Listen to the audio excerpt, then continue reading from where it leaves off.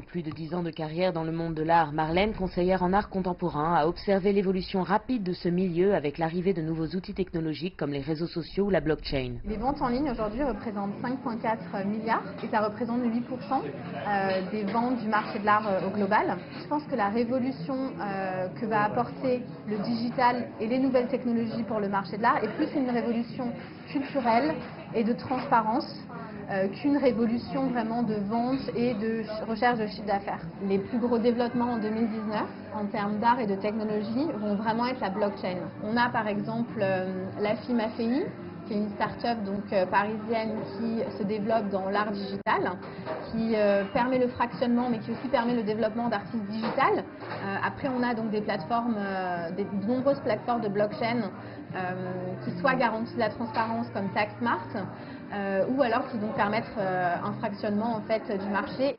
Internet et les nouvelles technologies de plateforme permettent le développement de nouveaux acteurs du marché de l'art comme Vastari qui met en relation musées, conservateurs et collectionneurs du monde entier. Vastari est un marché en ligne. Nous mettons en relation des personnes qui organisent des expositions et des collectionneurs et des lieux souhaitant accueillir les expositions. L'art consiste à partager des choses avec le public et à pouvoir en faire l'expérience. Plus il y a d'yeux qui la regardent, plus une œuvre d'art est célèbre. Lorsque nous avons commencé, le cloud était quelque chose qui était un peu... Les gens étaient nerveux. Enregistrer les informations sur les œuvres que vous possédez sur le cloud semblait un peu suspect, comme si elles allaient disparaître de l'éther à jamais. La technologie est cruciale pour ce que nous faisons. La plupart des gens avec qui nous travaillons sont plutôt conservateurs, même si l'art est avant-gardiste et tourné vers le futur, leur façon de penser est encore très conservatrice.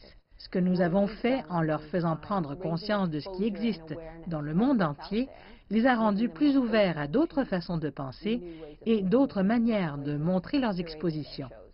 Marine Tanguy a créé MT Art Agency pour soutenir les artistes en lesquels elle croit et a aussi récemment lancé le projet Visual Diet en collaboration avec l'agence MNC Saatchi et le photographe britannique Rankin pour questionner l'impact des réseaux sociaux sur la santé mentale.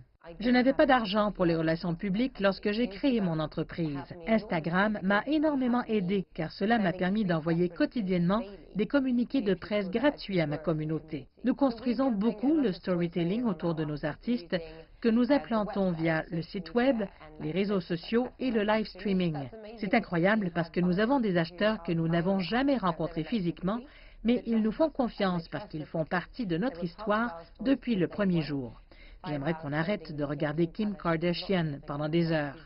Utiliser cet outil pour découvrir le monde et regarder une diversité de contenus, c'est fantastique. Mais évidemment, il y a d'énormes abus et les adolescentes passent en moyenne 5 heures par jour sur Instagram et elles ne regardent pas un contenu très varié. La transformation du marché de l'art par les nouvelles technologies et Internet est indéniable. On assiste à une démocratisation de la culture et une profonde transformation de la consommation de l'art au quotidien. Ce changement permet par exemple aux artistes d'aujourd'hui de communiquer directement avec leur public ou à des investisseurs d'acheter à plusieurs une œuvre en toute sécurité et traçabilité. Ça va même plus loin. On assiste à un développement d'un nouvel art, l'art numérique, qui n'a pas d'existence physique. Une nouvelle étape surprenante dans la dématérialisation de notre quotidien. Floriane Virgile, Londres, CGTN.